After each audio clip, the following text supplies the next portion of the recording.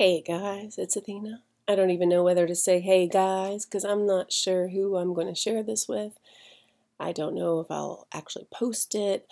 My actual intentions are just to talk about this. One last thing, although I'm putting this at the beginning, so I guess I'll say one thing I'm noticing lately with my computer is it's skipping.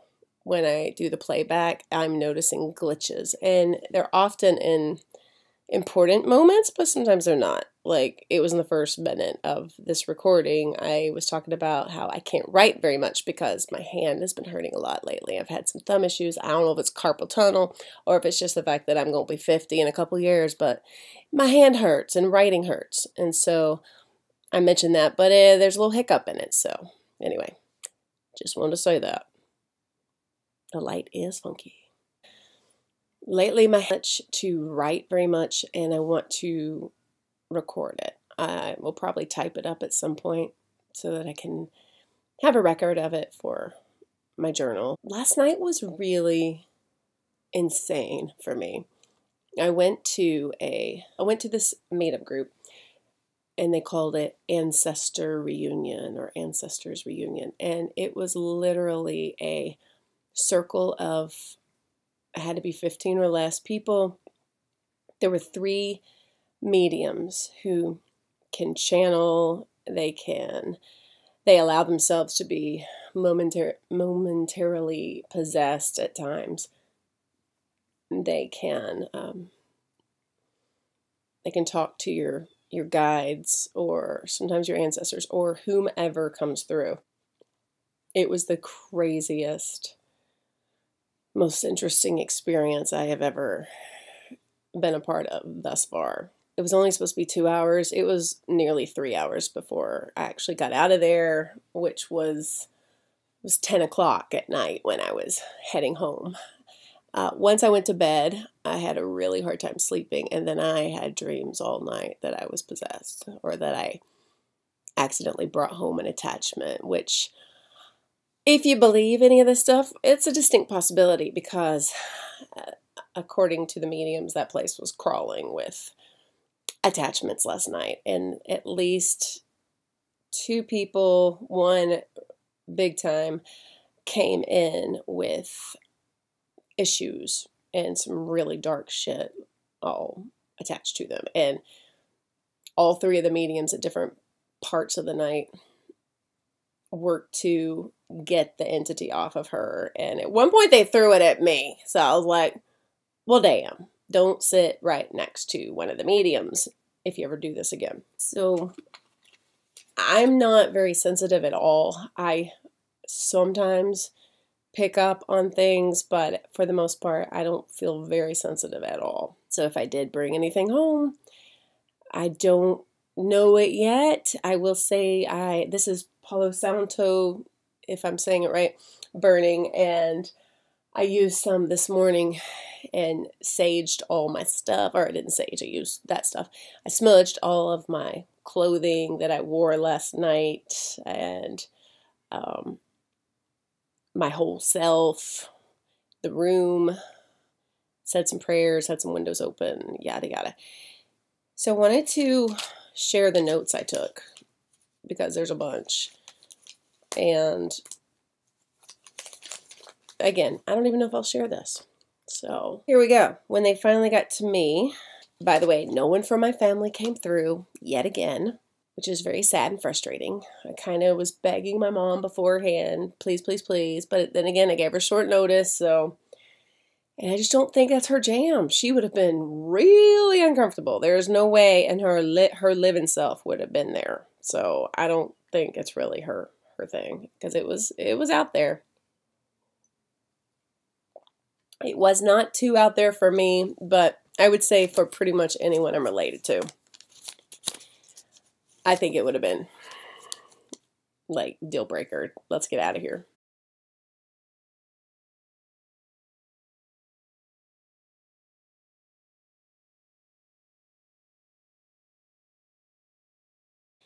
So here's what I got. A spirit came through who has been with me since I was a teenager. Her name is something like Elissa. And he said it was short for something. She's not a relative. She drowned.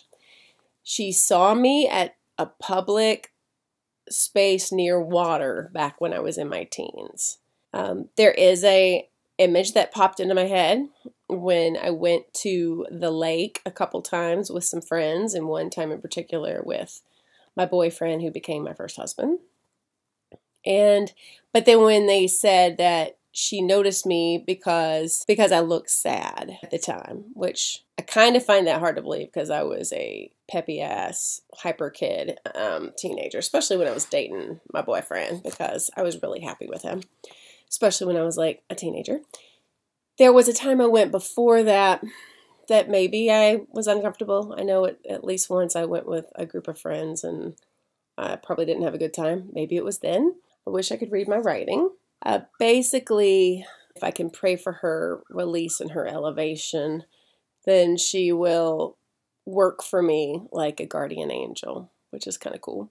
And that she cries when I cry. That some of the tears that I cry aren't necessarily mine, they're hers. So, I don't know.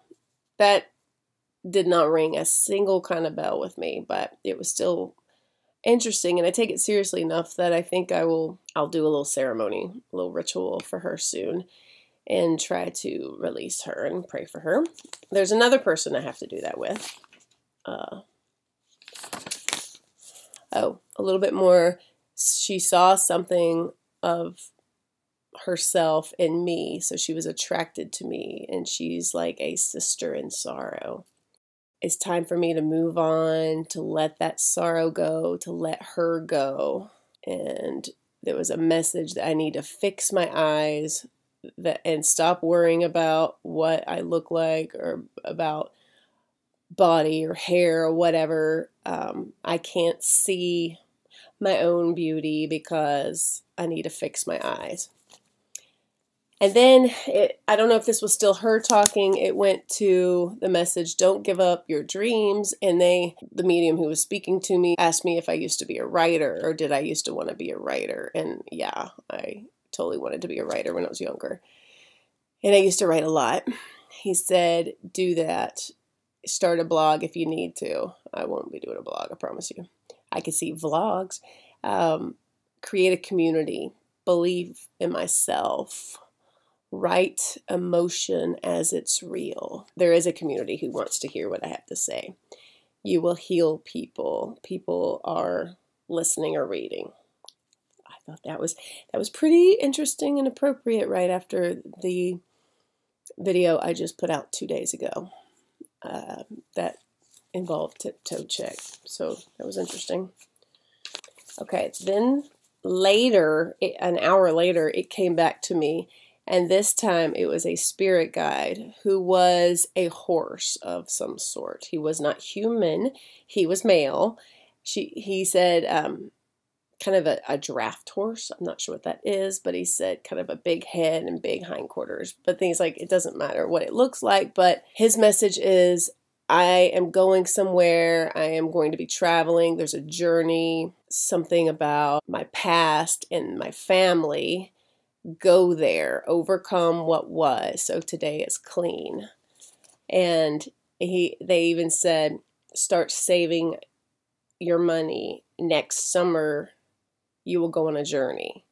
And here's the thing, my sister and I have been discussing going to Ireland together, a little sisterhood journey, and possibly doing it next summer. This makes me feel like I need to get in touch with her ASAP, and I'm trying to go ahead and get that on the books.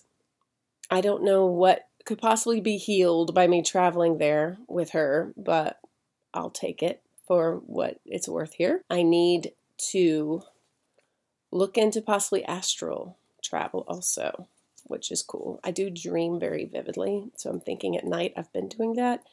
And then I need an iron, and if not iron, then a copper or silver bracelet that I need to wear during my travels to keep me anchored and to keep me safe. That's fascinating. His name, this horse person, is Monag, like M-O-N-A-G, which I don't know about you, but it sounds very like an Irish or a Scottish kind of name. So I got the name before I was thinking about the Irish thing. That was kind of neat. Also, in my house, if you look at the video I posted probably 2 years ago about, it was called Ghost Stories, and I used to talk about there was a ghost in my house, and that I would hear it sometimes, and it would whisper in my ear, or pull on my toe, or touch my hand, my arm.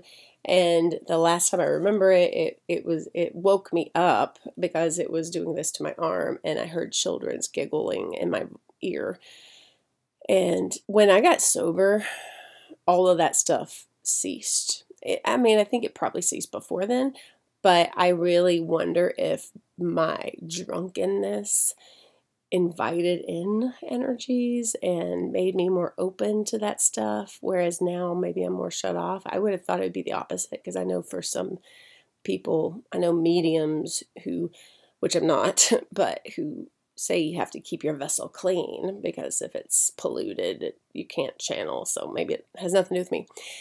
But I figured whoever it was has left, but the medium told me there's a little boy in my home, and that he's been here for a long time, and he's not gone, and he's ready to move on, but he's afraid that maybe he shouldn't go, and he sees me as his mother, and that he needs to know he's allowed to go. I can't read my writing. Earn a blessing by doing a blessing.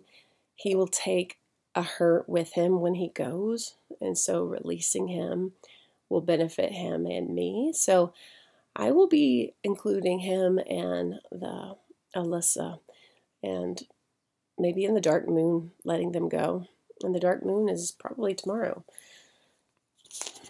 Lastly, one of the mediums who didn't talk much did this thing where everything about him changed. His voice, his body, his accent. He channeled somebody, and kind of seemed like a goddess. Like it seemed like it was a Spanish-speaking type of mother goddess. I don't know. And when that happens, when he was doing that, I don't know if he called everybody to him, but I was surprised. He did call me. He would say something, and he'd point straight at you, and you would come down and kneel, basically. He's sitting in a chair, but he's kind of bent over, and his eyes are closed the whole time, which even so, I couldn't make eye contact. I just kind of looked at the ground while I listened to him. I don't know. It was big. It was like a lot. And he held my hand the whole time, and he spoke to me, and while I was up there or over there with him, I was so thankful because this lady next to me took notes. I can't find them.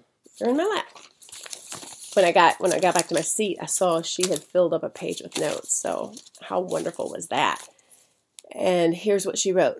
Don't be scared to cry. You are not alone. Others love you. Allow yourself to love. Cut out negative people. Love yourself. It's okay to cry. Don't bottle it up. You will end up sick, not sleeping. You'll end up sick if you bottle it up. Something about not sleeping, stagnant. It's hurting you. Good to have a shield up, but let it down to feel love. You are numb. Start to feel. Life is too short to not feel love and compassion for yourself and others. And then he, or she through him, did this wonderful prayer. It was insane. It was insane. This is 15 minutes of me. I don't know if I'll share this. I'll share it with my sister because she might like it. And I need to talk to her anyway, but this is a quick way of doing it. I just don't know what to think about it. I'm thankful. I'm a little befuddled. I feel moved and spiritual and open and connected. So I think ultimately it's a wonderful thing. That's my story. And if I do post this, thanks for watching. I love you. Be well and peace. And if I don't post it, I still love you and thanks for watching and be well. And maybe I'll talk to you soon, depending on who you are.